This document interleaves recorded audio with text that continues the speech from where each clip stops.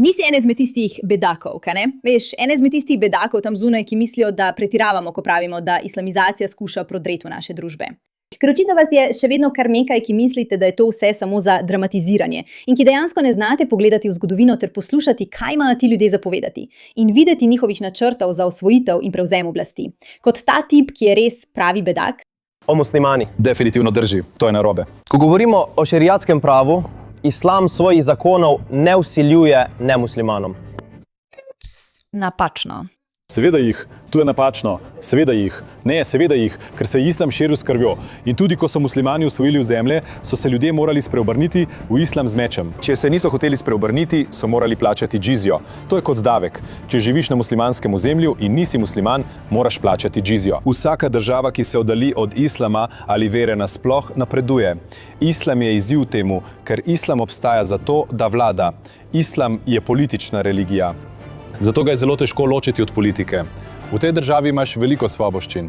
In razlog za to je, ker islam ni pomešan z vašo politiko. Verjemi mi, to ni zabavno. Zato ne dovolite, da se vam to zgodi.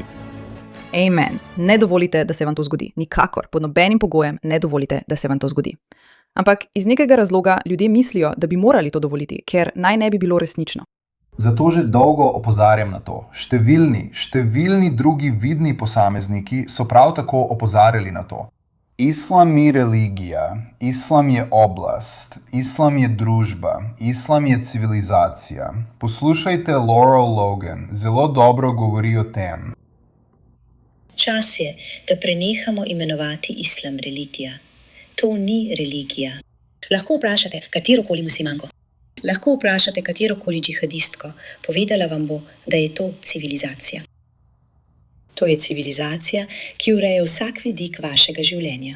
In kar je za nas v ZDA najpomembneje, je civilizacija, ki je po Koranu dolžna delovati. Se spomnite, kaj se je zgodilo z Laurel Logan? Če ne, si oglejte naš video o tem. Uvedite šeriatsko pravo po vsem svetu. Morate razumeti, da ni drugega izida kot življenje pod šeriatskim pravom, če dovolimo muslimanom vstop v Ameriko. Ni drugega izida, ker jim njihova vera zapoveduje, da uvedejo šeriatsko pravo po vsem svetu. Imam res cool in brezplačno priložnost za vas, če vas umetna inteligenca straši, tako kot mene. Če jo še vedno uporabljate kot Google, morate to vedeti. Claude ni klepetalni robot. Tako ljudje gradijo prihodnost interneta. Si avtomatizirajo ves delovni teden in dokončajo projekte, za katere je prej potrebna cela ekipa, zdaj pa jih opravijo v nekaj urah. Vem, da mi bo učenje tega spremenilo življenje in da bi lahko postala strokovnjakinja brez kakršnikoli izkušenj, ampak je strašljivo.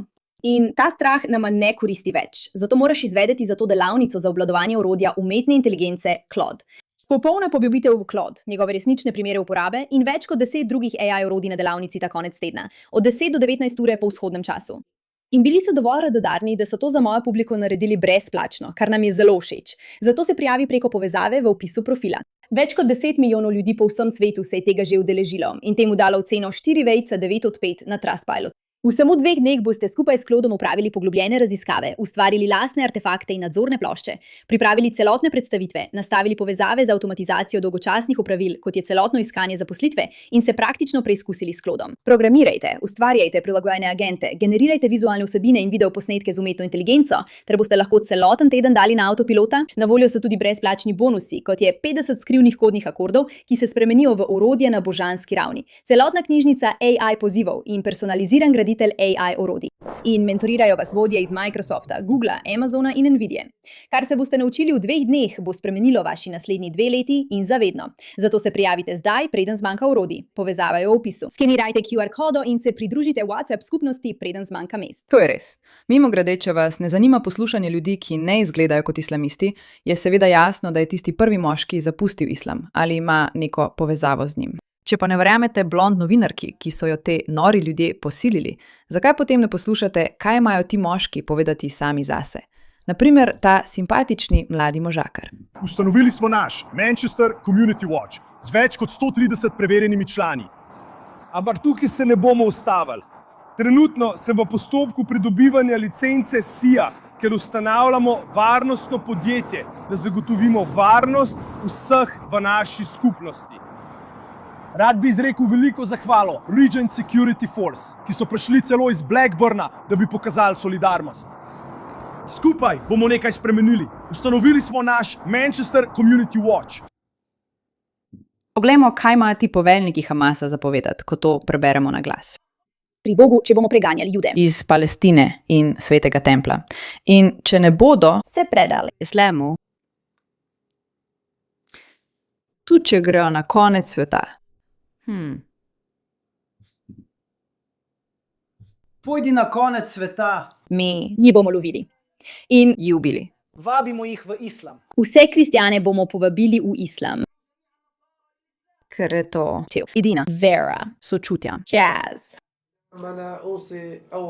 Svojim borbenim bratom svetujem, naj nadaljujejo z ubijanjem Judov do zadnjega. Do konca sveta. Ne maramo življenja, odpovedujemo se svetu. Od sveta smo se ločili v miru. In zgradile smo svoje posmrtno življenje. V redu.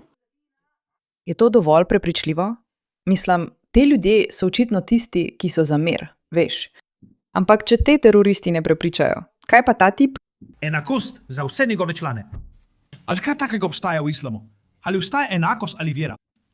Če pogledamo en hadis Božjega poslanca sallallahu alejhi wasallam po pripovedovanju Abu Hurajre. Sahih Muslim. Torej, zdaj smo videli v Muslimu, prebrali smo argument proti Sahih Muslimu in Sahih Buhariju. Božji poslanec je rekel: ne pozdravljajte Judov in kristjanov, preden oni ne pozdravijo vas. In ko srečate katerega od njih na cesti, jih prisilite, da gredo po ožji strani. In imam Al-Mahali je rekel isto stvar. Pravzaprav je Umar ibn al-Khattab, za katerega je Božji poslanec sallallahu alejhi wasallam rekel, da če bi po meni bil še kakšen prerok, bi bil to Umar ibn al-Khattab v svoji lastni listini. Njegovi lastni listini, ne listini Združenih narodov. V svoji listini z ljudmi iz Šama, s tistimi kristjani iz Šama, je v njegovi listini pisalo, da nevernik in musliman ne smeta nositi enakih oblačil. Če musliman na dan Bajrama vidi nevernika v lepih oblačilih, mora nevernik sleči svoje oblačila in jih dati muslimanu. Nevernik, ko hodi po ulici, mora nositi rdeč pas okoli vratu, imeti mora obrito čelo in nositi mora 2 čevlja, ki sta različna drug od drugega. Ne sme biti in ne sme hoditi po pločniku. Mora hoditi po sredini ceste in mora jahati na muri. In to velja samo za odrasle, ne za otroke. In lahko vidite, kako bi islam naredil, da bi otrok postal musliman. Nevernik ali otrok odrašča v stanju kufra, se bo obrnil k islamu. Zakaj? Ker bo otrok holil skupaj s svojim očetom. Rekel bo: oče, ja. Zakaj imaš obrito čelo? Ne vem, ti muslimani mi to ne dovolijo. Zakaj moraš hoditi? Zakaj ne moreš jahati živali? Tako kot muslimani, oni jahajo živali, tako. Zakaj hodi z obema nogama, ki vizita o strani osla? Zakaj je vsakič, ko pride musliman k tebi in te prosi za oblačila, mu jih daš? Zakaj je vsakič, ko ti reče, da se stopiš s konja, moraš to narediti? In ne samo to. Eko je kukufali imajo svoje cerkve. Lahko imajo svoje cerkve, vendar ne smejo zvoniti zvonom. In če musliman gre mimo, recimo, naprimer, da je musliman bil na Edgware Road, naprimer, je imel dobro šišo, dober zrezek, ne haba baba, mi ne počnemo nič takega. In hodi naokoli, si drgne trebuhic misli: šolek, danes nočem razjeziti svoje žene. Kar lahko naredi je, da gre do cerkve, potrka na vrata: John, spusti me noter. V redu, ni problema. John mora za eno noč sprejeti Abdula Gofurja. Abdul Gofur s svojim velikim trebuhom, ki je imel dober kebab. John mora odpreti cerkev, Abdul Gofur pa mora iti tja ter tam lepo in udobno prespati ter reči: v redu, Janez, hvala. In potem zgodaj zjutraj nadaljevati pot. Katera žena bo živela z Johnom v takšnih okoliščinah? Kakšna sramota in čast je to zame, da živim z Johnom, medtem ko Abdul Gofur pride vsak petek zvečer. In spi tudi v najni posteli, seveda, ker je sunna, da skrbi za gosta. In mimogrede, če si musliman, te ne morem bati spati na tla. Kaj pa, ko Abdul Gofur pride k Johnu domov? Če ti ni jasno vse to, Vse to je zato, da ponižajo kogarkoli, ker prihajajo po nas. in želijo nas spremeniti, in želijo nas preobrniti, in želijo prevzeti oblast. In ljudje, prebudite se. Najlepša hvala, da ste prisluhnili tej zadevi.